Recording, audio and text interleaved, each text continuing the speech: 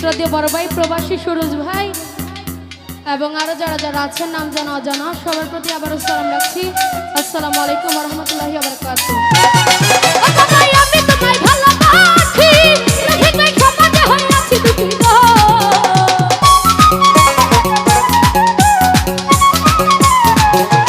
রফিক ভাই আমি তোমায় ভালোবাসি, সমাজে হয়ে আছি দুঃখী গো।